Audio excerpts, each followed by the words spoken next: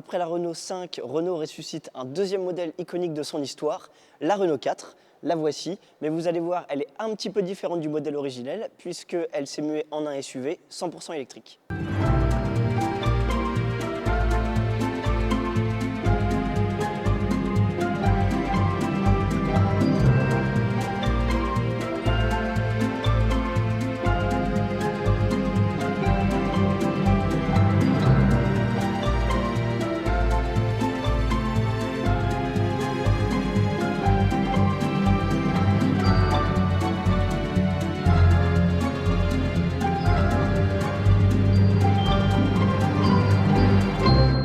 Cette Renault 4 du 21e siècle, c'est un clin d'œil au modèle de 1961. Vous l'aurez tout de suite vu au premier regard.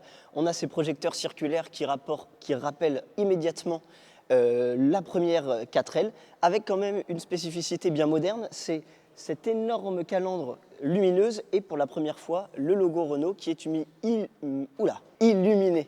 Autre chose aussi qui rappellera à ceux qui ont connu le modèle, c'est ici les pare-chocs. Ça rappelle les butoirs avant et arrière qu'avait la 4L de 1961. Et puis aussi, Renault décidément a mis beaucoup de petits détails sur ce nouveau modèle. On a des inserts en plastique ici qui rappellent les entrées d'air de la première 4L. De profil aussi, cette 4L 2.0, c'est un ode aux années 60 et un ode au premier modèle. Vous aurez tout de suite remarqué cette silhouette assez carrée, assez massive qu'on retrouvait déjà sur le modèle originel. Une garde au sol généreuse. Finalement, la nouvelle 4L est un SUV, mais est-ce que le modèle de 1961 ne l'était pas un petit peu? On a aussi un clin d'œil aux protections latérales qu'avait la première 4L. Et ça, c'est la grande spécificité de ce modèle, on adore. Un toit ouvrant en toile qui s'ouvre sur 92 cm, qui s'appelle ici Plein Sud, et c'est un hommage à la 4L plein air de ces années folles. À l'arrière, comme à l'avant, on retrouve les butoirs caractéristiques du premier modèle et aussi ces feux verticaux qui ont été assez effilés pour rappeler la poupe de la 4L de 1961. Ici, on a un coffre à ion à ouverture électrique. Comme la 4L avait démocratisé les voitures à vivre chez Renault, celle de 2024 ne déroge pas à la règle et offre un coffre de 420 litres de capacité avec 35 litres supplémentaires qui peuvent être logés à ce niveau-là. C'est assez bien pensé, hein. On a des petits rangements, Renault a mis des ceintures pour pouvoir caler des bagages et différents accessoires relativement facilement.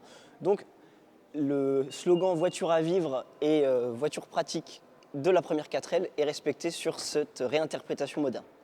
Si vous aviez déjà eu l'occasion de découvrir la nouvelle Renault 5, ici l'environnement est familier puisque la planche de bord de cette nouvelle Renault 4 est très similaire à celle de la Renault 5, si ce n'est identique, à ceci près que l'espace gagné a permis de caler de nouveaux rangements. On a toujours donc cet écran central tactile de 10 pouces et un combiné d'instrumentation conducteur qui varie entre 7 et 10 pouces selon le niveau de finition choisi. Pour le reste, là aussi c'est délicieusement rétro à l'intérieur de cette Renault 4. On a des sièges qui rappellent le dessin et les surpiqûres du modèle originel. Idem sur le tableau de bord qui est de très bonne facture. On voit que Renault a mis le paquet d'un point de vue qualité et soin apportés aux matériaux. C'est assez gai, assez riche et on a toujours plein de petits détails. Bon, alors ça, c'est le modèle d'exposition à un porte-baguette, mais on a des petits détails tricolores, on a l'inscription Renault 4 qui est affichée ici, et encore une fois, ce super toit ouvrant plein sud, ouvert sur 92 cm, de quoi revivre les années 60 aujourd'hui.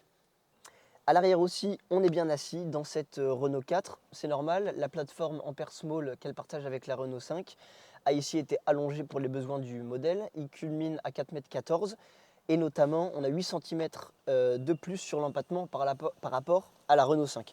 Résultat de ces 8 cm gagnés sur l'empattement, on a la place pour mettre les pieds par rapport à la R5 et notamment on peut les caler sous les sièges avant, donc ça c'est assez confortable. Et vous avez électrique oblige, de la place aux jambes au milieu et un plancher parfaitement plat.